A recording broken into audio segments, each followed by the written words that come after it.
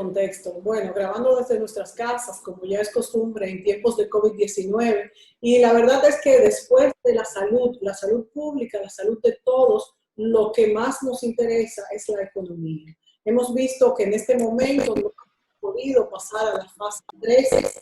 Creo que es lo mejor que ha pasado. En el mundo entero ha habido un rebote, vamos a decir, de lo que son los casos del COVID y también en nuestro país. Esto es algo que se esperaba y creo que lo mejor es no pasar a la fase 3, pero al mismo tiempo tenemos una economía paralizada y nosotros sabemos, el Banco Central ha hecho sus proyecciones, también los organismos internacionales, de cómo lo menos es que crezcamos cero, cosa que dudo mucho porque el turismo, las remesas, las zonas francas, todos los sectores están ahora mismo paralizados, de manera que lo más posible es que tengan un crecimiento negativo. Para hablar sobre la economía, en este tiempo de crisis hemos invitado al economista Pedro Silverio, que es una persona muy apta para hablar de este tema. De hecho, fue exgerente del Banco Central de la República Dominicana,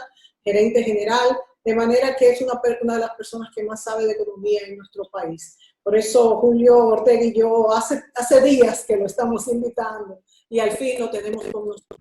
Adelante, Pedro, bienvenido. Muchas gracias, Mónica, Julio, por la invitación. Pues aquí estamos para discutir los temas económicos y aportar las ideas que pudieran ser útiles. Habría que agregar también que Pedro es del gabinete económico que respalda al candidato Luis Abinader, que es un elemento importante también. Además Así de es. experiencia como académico, como Así es.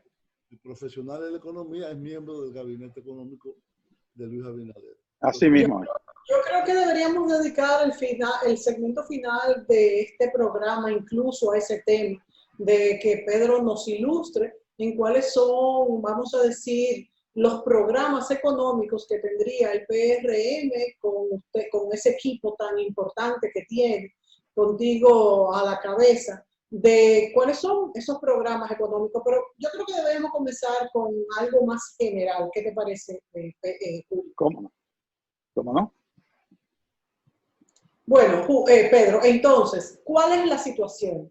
¿Qué tan certeros han sido los organismos internacionales, el FMI, la CEPAL? ¿Cuál es el trayecto que estás viendo de esta crisis y la posible reactivación cuando comencemos a trabajar todas las compañías? ¿Qué podría hacer el gobierno para meterle la mano a estas compañías que podríamos tener despidos masivos? De hecho, ya han comenzado despidos para conservar los empleos y reactivar la economía. Bien, los organismos internacionales normalmente hacen pronósticos y tienen que hacerlos muy frecuentemente porque normalmente la realidad va retroalimentando esos pronósticos y con mucha frecuencia también estos pronósticos tienden a estar fuera del rango o fuera de los datos que creen que se van a realizar en un futuro cercano. El Fondo Monetario Internacional, el Banco Mundial, han hecho su pronóstico, otras instituciones también han hecho su pronóstico. Y el problema de los pronósticos en una situación como la que vive el país y como la que vive todo el planeta en términos de esta pandemia del COVID-19, es muy difícil con esos niveles de incertidumbre que están presentes en las decisiones de los agentes económicos. Es muy difícil predecir cuál va a ser al final de este año el crecimiento o el descrecimiento de nuestra economía e incluso del mundo, porque estos pronósticos se viven revisando con una frecuencia bastante sistemática. El tema es que parecería, por los datos que se tienen en estos momentos, que hay un consenso de que la economía dominicana va a tener un desempeño en términos de crecimiento económico negativo. Inicialmente, por ejemplo, el Banco Mundial consideraba que el crecimiento iba a ser cero igual Fondo Monetario Internacional, pero ya han ajustado esos datos, esos pronósticos, y ya están viendo que la economía pudiera decrecer alrededor de 1% de este año. Pero aún esos datos, con el desempeño que la economía dominicana presentó en los primeros 4 meses del año, y el Banco Central presentó los datos de ese desempeño, que muestran que la economía dominicana se contrajo en 7.5% en medidos en términos del Producto Interno Bruto.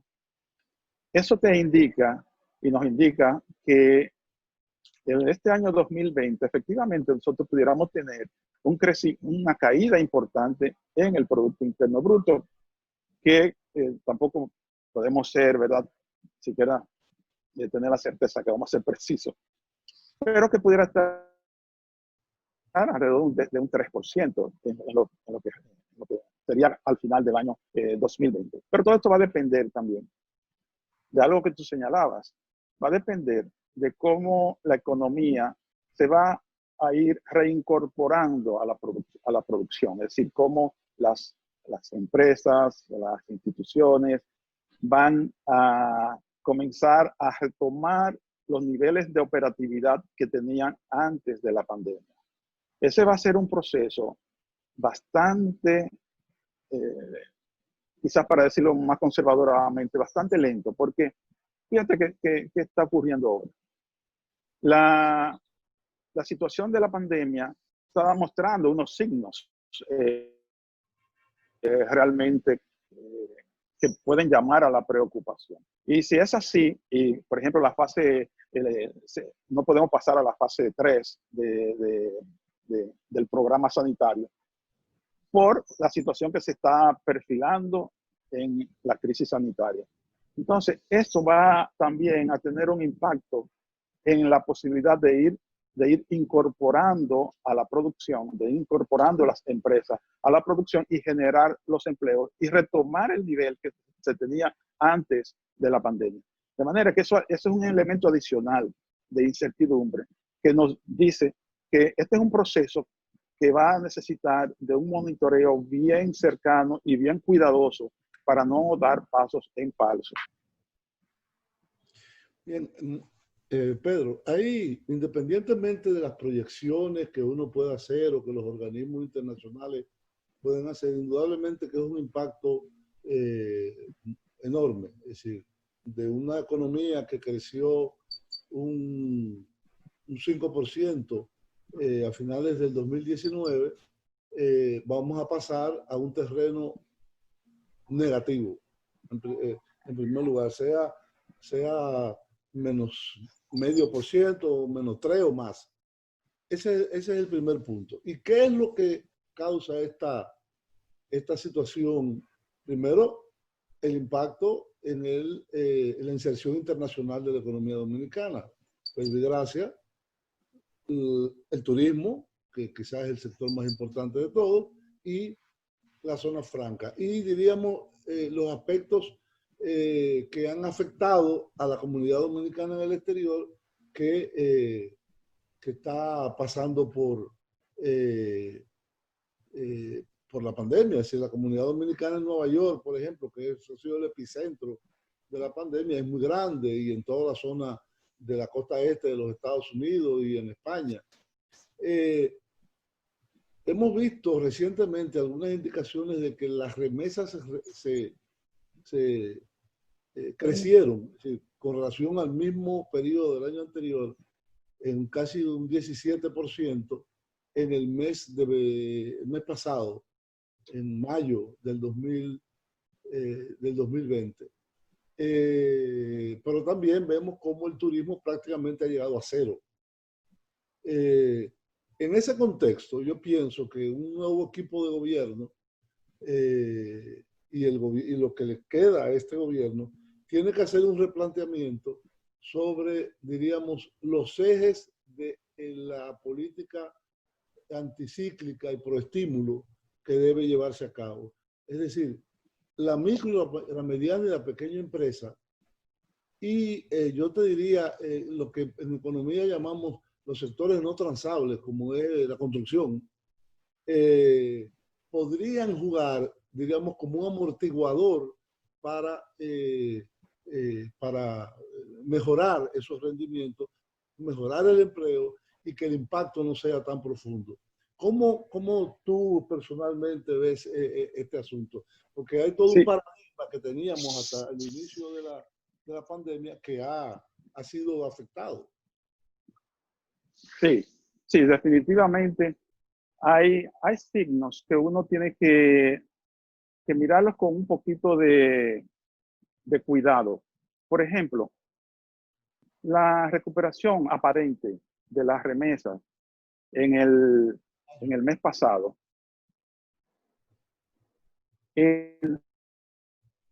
tiene que mirarse con una precaución, porque es muy probable también que la situación de muchas familias que dependen de esas remesas en el exterior se haya empeorado mucho en el país y hayan pedido que sus familiares pues le envíen dinero extra para poder paliar la situación. Y quizás esa familia en Estados Unidos lo que hicieron fue o tomar prestado, posible, pero también es posible que hayan tomado de sus ahorros y hayan decidido para enviar los subsidios a las familias dominicanas. De manera que es un dato que todavía está un poquito, que habría que elaborar más, porque el desempeño del empleo en Estados Unidos, aunque ha mostrado unos signos, ¿verdad?, de que se podrían comenzar a recuperar, sin embargo, todavía, recuerda que fueron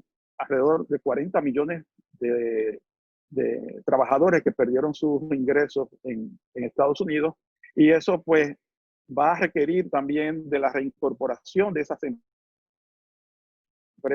a las tareas productivas para poder recuperar esos niveles de ingresos. Ojalá que eso pudiera ser una señal de que es un proceso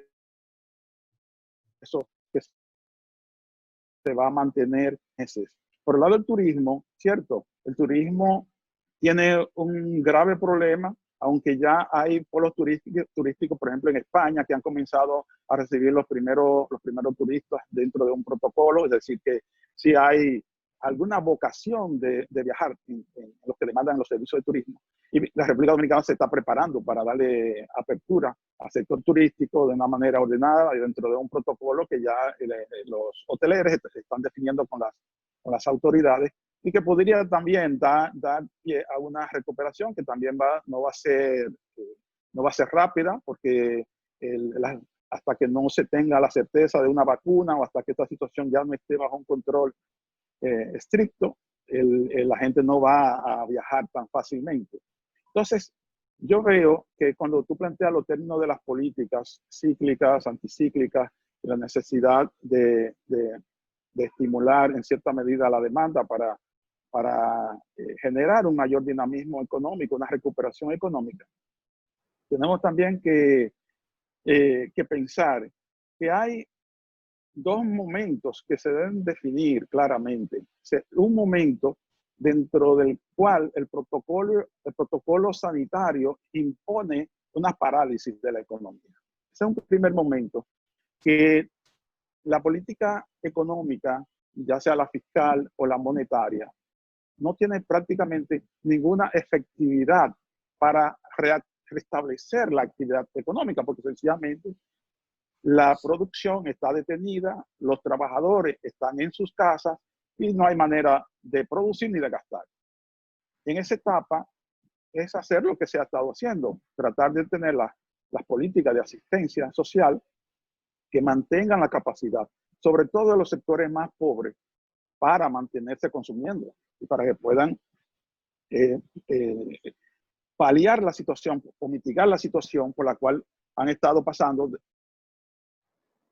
una vez que han perdido su capacidad de generar a través de un empleo la capacidad de mantenerse. Entonces, esa etapa yo no veo que todavía ha sido superada, y sin embargo se han aplicado en esa etapa políticas que se hubieran correspondido con políticas una vez que ya el control sanitario permitiera el reintegro de las actividades productivas.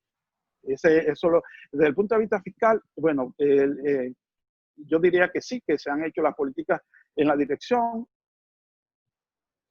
que manda el librito. En el término monetario, yo pienso que las políticas se anticiparon mucho a la capacidad anticíclica de la política monetaria de contrarrestar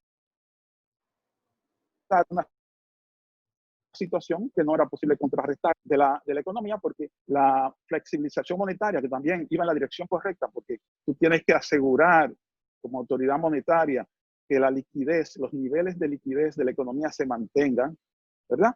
Pero hay que distinguir entre ese objetivo y el objetivo de hacer una intensidad del uso de ese instrumento un poco más allá de lo que hubiera requerido la situación. Y por eso uno pudiera decir, y yo lo planteé muy al principio, así que no lo estoy diciendo ahora porque ha ocurrido, pero yo creo que podemos convenir en que esa flexibilización de la política monetaria mantuvo una intensidad muy por encima de lo que se requería y se tradujo en una presión mayor en el mercado cambiario.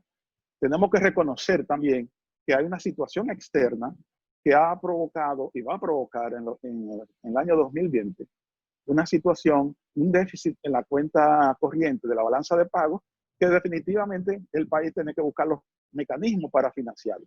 Y esos mecanismos, bueno, pues se han estado utilizando porque se han utilizado recursos del Fondo Monetario Internacional, se han utilizado recursos del Banco Mundial, del BID, y se han utilizado otros recursos que van en la dirección de solucionar o por lo menos de financiar en parte la situación de la cuenta corriente. Pero el nivel de reservas también, o la intervención del Banco Central a través de la inyección de reservas, también es un instrumento que necesariamente se ha utilizado. Y el Banco Central ha perdido más de 2.000 millones de reservas durante este proceso. Pero obviamente que si el Banco Central ha estado acumulando reservas por un periodo de tiempo largo, la estaba acumulando porque lo hacía como una forma precautoria de que se presentaran situaciones como esta. Entonces ya se presentó la situación. Pedro, más y allá, no había de también utilizar las reservas. más allá entonces de este próximo mes, cuando sabemos que, como tú muy bien decías, el turismo tiene una reactivación muy lenta, porque no solamente son todas las preparaciones que tendremos que hacer nosotros en el país, también incluye los aeropuertos, las líneas aéreas, ahí se creo que en Miami la mitad casi de los empleados en unas pruebas dieron positivo. Y todos los sectores, la lenta recuperación de todos los sectores y en cuanto a equilibrar esa balanza de pago que tú bien señalabas. Si esto no ocurre, esto presionará aún más la tasa del dólar y se podrá seguir desplazando esta prima. Bueno, yo espero que no. Yo espero que la situación pueda manejarse, el turismo pueda reincorporarse de una manera paulatina, gradual e incremental. Pero si ocurriera un escenario como el que tú planteas, obviamente podría significar un mayor deterioro de la cuenta corriente en la balanza de pagos, pudiera entonces significar unas mayores necesidades de divisa para financiar nuestras operaciones con el resto del mundo. Y eso pondría también una mayor presión en el mercado cambiario. La esperanza es que no ocurra esto, que el turismo se pueda recuperar, la presión sobre el mercado cambiario pues resulte manejable. Un aspecto que yo creo que vale la pena también destacar cuando hablamos del mercado cambiario es que nunca podemos hablar de que hay niveles de reserva suficientes para resolver un problema cambiario. Si ese problema cambiario es una pérdida de confianza en las instituciones o en la política económica. Por eso es que hay que mantener siempre niveles de confianza en los niveles con decisiones tanto monetaria como fiscal que lleven confianza a los agentes económicos y que los agentes económicos entiendan, perciban que se trata de una situación transitoria, de una situación que se va a resolver, que vamos a poder retomar el camino del crecimiento y que vamos a poder hacer también las transformaciones que requiere el país institucionalmente hablando.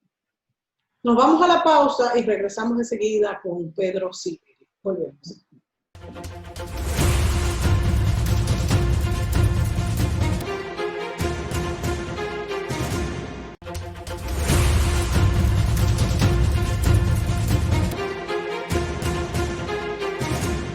Bien, amigos, continuamos en esta entrevista interesante con el doctor Pedro Silverio, académico, exfuncionario del Banco Central, exgerente y actualmente miembro del equipo económico del candidato presidencial Luis Abinader.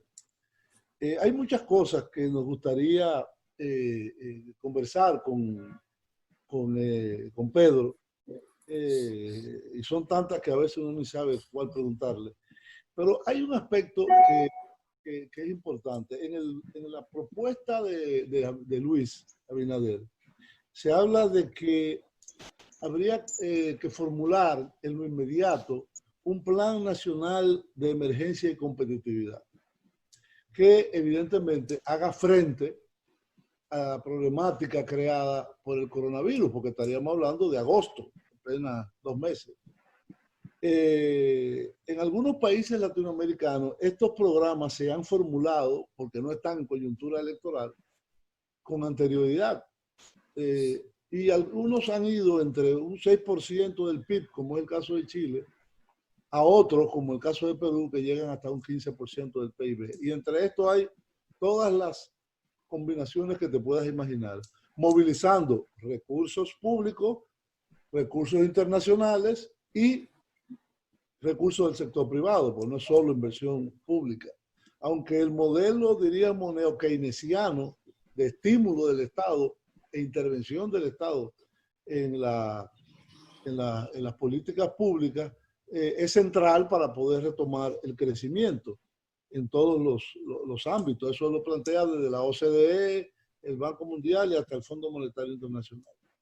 Entonces, en ese sentido, este Plan Nacional de Emergencia y Competitividad dice que tiene como prioridad 1A la reconstrucción del sistema sanitario y su fortalecimiento, entre otras. Es decir, ¿podrías quizás darnos algunos elementos y cómo se armaría la parte financiera, que es la parte quizás más importante de cómo se van a buscar no todo se puede saber desde ahora, pero cómo se va a buscar y a canalizar esos recursos y a qué cuantía? Porque según yo calculo, por el impacto que ha tenido el COVID, nosotros deberíamos estar alrededor de un 8% del PIB como programa extraordinario, que es mucho, es muchísimo, es la mitad del presupuesto nacional casi. Sí, voy a comenzar quizá por esta última parte, porque justamente en el Congreso se está conociendo un presupuesto complementario que lleva el déficit fiscal de hasta 4.9 del Producto Interno Bruto. Eso quiere decir que probablemente en ese presupuesto complementario el gobierno no esté incluyendo el tramo de nuestra economía entre el 16 de agosto y el 31 de diciembre. Porque sencillamente, cuando uno mira esos números, uno dice, bueno, pero ¿será que el gobierno lo va a dejar en 4.9 el 16 de agosto? Y el próximo gobierno entonces tendría que adicionar otros valores, porque cuando tú observas los programas que se están implementando, y el presupuesto publicó recientemente que entre abril y junio solamente el gasto relacionado con el COVID-19 ascienden a unos 64.000 millones de pesos. Quiere decir que si tú sumas, porque el 16 de agosto no es verdad que el país va a decir, bueno, señor, el 16 de agosto superamos la situación, se acabaron los programas sociales, se acabaron los apoyos a las empresas y ya vamos a mantener un déficit de 4.9. Eso va a ser muy irrealista, yo entiendo. Y probablemente habrá que incurrir en un nivel de déficit mayor que ese 4.9 que está consignado en el presupuesto complementario. Por eso era tan importante que desde un principio se abordara el tema de la pandemia desde el punto de vista de la unidad de los esfuerzos nacionales, tanto del gobierno, con la oposición, con la sociedad civil, para que esa unidad pudiera afrontar esta situación y mirar el horizonte más allá del 16 de agosto, porque da la impresión que el gobierno está mirando solamente hacia el 16 de agosto. Pero asumiendo que sí, que efectivamente haya un cambio de gobierno el 16 de agosto, obviamente que hay una serie de acciones y de reformas que tendrán que implementarse y que tendrán que comenzar por una reforma del mismo gasto público. Es decir, cuando uno mira lo que dicen los organismos internacionales o los estudios que se han hecho sobre la eficiencia del gasto público en la República Dominicana, se habla en que entre un 3 y un 4% del gasto público se va en dispendio y en corrupción. Entonces, no es que el dinero de la corrupción va a estar allí esperando en una botija para que llegue un nuevo gobierno y diga, bueno, aquí está el dinero de la corrupción, vamos a gastar ahora. No es eso, pero sí es iniciar un proceso de saneamiento de gasto público que pueda llevar niveles mayores de eficiencia a la acción del gobierno, a la intervención del gobierno en la economía. Pero también, como sabemos, hay el interés de crear 600,000 empleos. Y esos 600,000 empleos están asociados con una serie de sectores que son importantes para la economía. Por ejemplo, el sector de turismo, que se espera que se genere alrededor de 100,000 empleos adicionales en ese sector. Pero también con acciones que... ¿En qué periodo esos 100,000 empleos? En 4 años. En 4 años. Sí. En 4 años. Pero también se está pensando en cómo crear en el sector manufacturero industrial dominicano una mayor vocación exportadora, vinculando incluso algún tipo de impuesto que todavía tiene las actividades exportadoras incorporado de alguna manera y tratar de eliminar ese componente de impuesto que todavía queda en las exportaciones y que motivaría al sector manufacturero, no a la zona franca, a exportar más. Pero también con las zonas francas se piensa en llevar programas agresivos para impulsar una mayor capacidad de creación de empleos en la zona franca. O sea que en total pudiéramos estar hablando de unos 600,000 empleos. Eso impacta desde el punto de vista impositivo, impacta desde el punto de vista financiero. Y en esa etapa inicial nosotros estamos conscientes, y yo creo que el país también lo está, de que el endeudamiento va a ser una necesidad. Es decir, el país va a estar todavía en un proceso donde los ingresos tributarios del gobierno van a estar cayendo. O sea, se estima una caída importante de esos ingresos tributarios y tú vas a tener entonces que de alguna manera financiarlo. Ahí tú vas a tener vas a tener que explorar qué tipo de ayuda se puede conseguir del Fondo Monetario Internacional, qué tipo de ayuda se puede conseguir con el Banco Mundial. Si podemos también establecer algún tipo de acuerdo con el Departamento del Tesoro en Estados Unidos para lograr algún apoyo en materia de divisa para el sector, el sector, el mercado cambiario. Entonces, todos estos elementos apuntan a que probablemente nosotros estemos hablando de un déficit que se podría incrementar en alrededor 2 puntos más o 3 puntos más del Producto Interno Bruto, que lo que se está considerando en este momento en el presupuesto complementario. Sí. Ahí, dentro de esos 600,000 empleos no se incluye a la pequeña y la mediana empresa, ¿no? Claro que sí, claro que sí, claro que sí que está incluida y es parte incluso importante porque la pequeña y la mediana empresa son los sectores prácticamente donde mayor se genera el empleo y se quiere crear una generación básicamente de empleos formales porque como tú sabes, Julio, tenemos una economía con más del 50% de informalidad. Y esa parte es sumamente importante para poder también hacer que esos empleos informales puedan incorporarse formalmente y esos empleados, esos trabajadores puedan tener una protección social que ahora mismo no tienen. Entonces tenemos que ir a la pausa. Eso influiría muchísimo también en la simplificación de la formalización, que es un tema pendiente en la República Dominicana. Y como tú bien decías, Pedro, en un momento como el que vivimos, la deuda va a ser una necesidad, que es una de nuestras pandemias, la deuda, ¿no? Sin embargo, sí, ahora no va a haber otra forma. También me gustaría saber de qué manera esto impactaría lo que es el desenvolvimiento económico, por supuesto, en bien, como tú comenzaste a explicarlo, pero sí, también cuáles problemas traerá. Claro. Nos vamos a la pausa y regresamos enseguida. ¿Cómo no?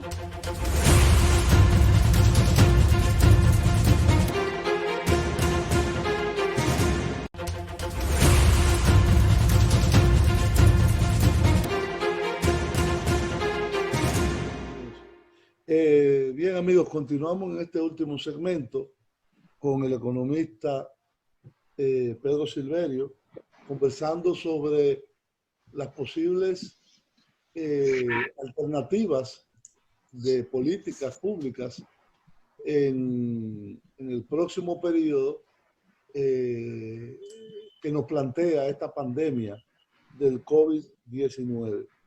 Una de las cosas que hablaba Mónica al final del segmento anterior, que mencionó, es el tema de la deuda pública, evidentemente. El país presupuestariamente está dedicando casi un tercio de su presupuesto a la amortización de la deuda. Estamos hablando de unos 250.000 millones de pesos en amortización y pago de intereses. La idea, evidentemente, sería que la política de endeudamiento o de financiamiento, que es como realmente se llama, más de endeudamiento, la política de financiamiento que se adopte vaya en el sentido de flujo neto cero, es decir, que no paguemos más de lo que vayamos a recibir y eventualmente, como tú decías, paquetes con los organismos multilaterales o países que nos permitan financiar una parte de esa necesidad presupuestaria para estimular la economía. Recientemente, la directora gerente del FMI, Kristalina Georgieva, en la reunión virtual que tuvo recientemente el FMI, planteó que había que planificar una reestructuración de la deuda a los países pobres. El problema es que ahí no se sabe bien si son los países menos avanzados. Sí, nosotros estamos incluidos, ¿verdad? De clase media como nosotros. Sí. Pero eventualmente la brecha está abierta para que no es que vayamos a hacer conflictiva esa relación, sino a acordarla, que es lo que ella decía, para que no haya un default desordenado, vamos a crear los instrumentos y los recursos para apoyar una ampliación de plazo, un mejoramiento de tasa, etcétera, y acceso a los mercados internacionales.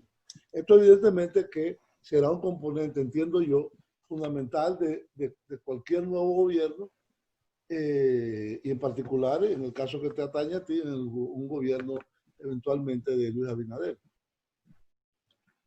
Mira, este tema de la política de financiamiento y particularmente lo que se refiere al endeudamiento, yo creo que es una muestra de toda esta discusión que se ha tenido a lo largo de todos estos años, en el sentido de que el gobierno venía con una tendencia de endeudamiento creciente y había pospuesto las reformas que podían hacer más saludable el comportamiento de las finanzas públicas.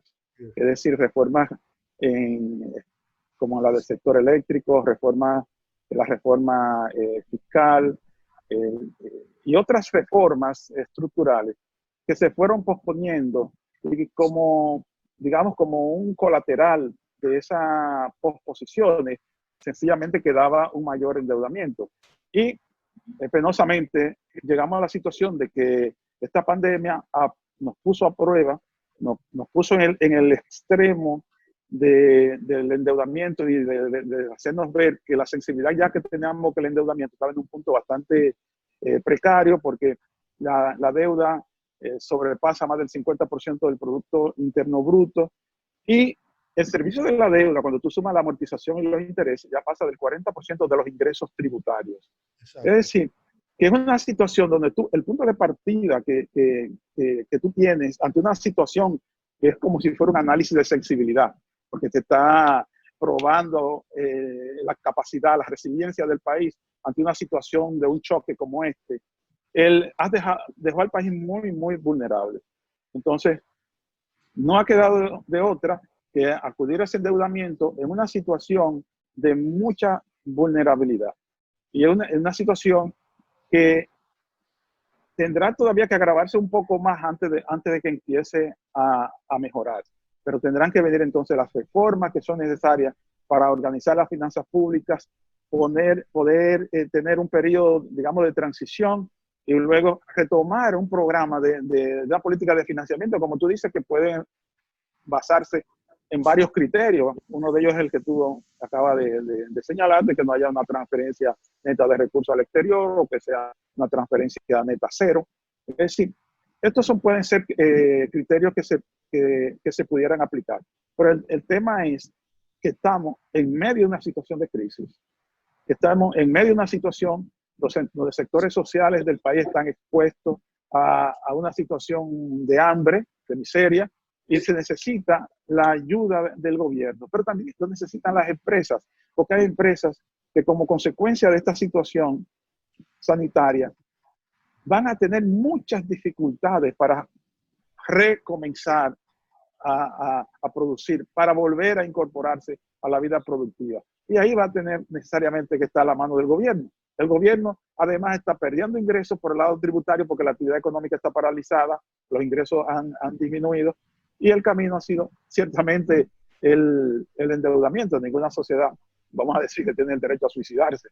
Y el endeudamiento, pues, es una manera de transitoriamente, porque tiene que retomarse el camino que es parte de la política fiscal que plantea el candidato Luis Abinader. Tiene que plantearse una situación que para mejorar las finanzas públicas tenemos que trabajar una regla en el manejo del gasto público, de manera que el gasto público crezca menos que los ingresos. Porque si el gasto público crece más que los ingresos, sencillamente es una senda explosiva en materia de la sostenibilidad de las finanzas públicas. Y ciertamente, sí, ha estado pasando aún en tiempos de no COVID. ¿Perdón? Sin embargo, eso ha estado pasando incluso en tiempos de no pandemia. Anteriores. Precisamente, por eso es que digo que el gobierno eligió el camino más cómodo, que fue endeudarse, y no hizo el esfuerzo de hacer las reformas que están pospuestas y que están establecidas incluso en una estrategia nacional de desarrollo, que es un mandato para el gobierno desde el año 2012, que tiene unas metas que deben alcanzarse en el año 2030, y ya estamos en el 2020 y estamos muy atrasados en esas metas, de manera que incluso prácticamente la Estrategia Nacional de Desarrollo lamentablemente ha fracasado, porque no hay manera de reencauzar todas estas posposiciones y todas estas demoras, reencauzarlas, de manera que podamos decir, estamos en el camino, estamos en el corredor para cumplir con los objetivos que nos hemos planteado para el 2030. No va a ser posible. Y más ahora con esta situación que nos aleja un poco más de llegar a esos objetivos. Nos quedan muy pocos minutos, Pedro. A mí me gustaría saber cómo impacta nuestra economía en este tiempo de COVID el hecho de que tengamos estas elecciones el 5 de julio ya próximas. Tú muy bien has también mencionado cómo hay un presupuesto complementario que solo llegaría hasta agosto. Esa sería una de las consecuencias. ¿Qué nos podrías decir al respecto? Bueno, Mónica, realmente nosotros, yo creo que vimos desde un principio, tenemos que reconocerlo quizás que es una realidad, lamentablemente, el yo creo que el gobierno manejó el tema de la pandemia con un interés fundamentalmente electoral. Es decir, el gobierno vio en esta pandemia una oportunidad de mejorar sus chances en las elecciones y ha actuado en ese sentido. Y por lo tanto, las medidas que quizás debieron tomarse de forma más drástica en el primer momento y que debieron implementarse y mostrar la capacidad del Estado para hacer cumplir con esas disposiciones, quizás hoy no estuviéramos diciendo que hay una incertidumbre con lo que está ocurriendo en la situación sanitaria, con todos estos nuevos casos, los niveles de fallecimiento, los niveles de positividad, que están ya creando una cierta alarma. Pero esto pudo haberse evitado si el gobierno desde un principio actúa con rapidez, actúa con las medidas drásticas del lugar e implementa la capacidad del Estado para hacer cumplir las disposiciones, porque muchas de estas disposiciones se cumplieron en algunos sectores, pero en muchos sectores de la sociedad las cosas siguieron igual. Y entonces creamos las condiciones para que tuviésemos en este punto ni siquiera la capacidad para seguir a la siguiente etapa de la desescalada. Entonces, eso yo creo que se debe al manejo que hizo el gobierno de esta crisis. Bueno, de hecho, para abonar lo que tú dices, si tú coges los ejemplos de países donde hubo impactos muy profundos de la crisis, como es Italia y como es España, entre otros, el hecho de que no hubiera un interés electoral de parte de esos gobiernos en el manejo de la crisis, aunque sí político, evidentemente, permitió que, por ejemplo, la cuarentena fuera mucho más estricta y que, por lo tanto, el proceso de salida, ya España está en fase 3. Exacto. Exacto. Italia está mucho más allá. Y realmente detuvieron la expansión masiva del fallecimiento y de los contagios. En el caso nuestro fue al revés. Al principio era muy poco y hacían 100 pruebas, 150. Claro. Y ahora están haciendo 2.500. Claro. E incluso, Julio, el tema es también que con estos nuevos datos de la situación sanitaria, se está llevando un nivel de incertidumbre e incluso de miedo en sectores sociales como la clase media, que son los más propensos a decir, bueno, yo no voy a votar en estas condiciones. Y esto podría estar entonces forzando unos niveles de abstención que son bastante peligrosos, porque unas elecciones con unos niveles muy altos de abstención también, en cierta manera, van a perder una cierta legitimidad. Y por eso es tan importante que nosotros podamos tener las condiciones sanitarias apropiadas, que motivemos a la gente a ir a votar, que lo hagamos dentro de un protocolo de protección, porque se puede hacer, y que pierdan el miedo con ese tema de votar, porque ya mucha gente aquí perdió el miedo con la pandemia. No. La gente ya anda como si esto ya hubiera... Es como si hubiera sido prácticamente... Andan en la calle como si nada, entonces podemos ir a votar con nuestras mascarillas y nuestros protocolos, ¿verdad? Exactamente, entonces hay que definir bien ese protocolo y también hacer que la población lo conozca, porque estos elementos de incertidumbre y de temor que se están tratando de colar en los sectores sociales como la clase media son muy peligrosos para una legitimidad de las elecciones el 5 de julio. Se nos acabó el tiempo, Pedro. Yo creo que, como tú dices, es muy importante ir a votar, porque no solamente para el que no por la abstención de que uno u otro fuera a perder, es que aún el que gane, si gana con una gran abstención, no tiene una credibilidad. Entonces es importante para nuestra democracia. Exactamente. Muy bien. Gracias a Pedro Silverio por estar aquí analizando este momento tan difícil que vive la República Dominicana, que vive el mundo, y esperamos tenerte, bueno, seguido pasen las elecciones, Pedro, para que nos hagas tu análisis. Muchas gracias, Pedro. Bueno, gracias a ti, Mónica, y gracias a Julio por haberme invitado. Muchas gracias. Gracias a ti, a ustedes, amigos, por sintonizarnos, y será hasta la próxima.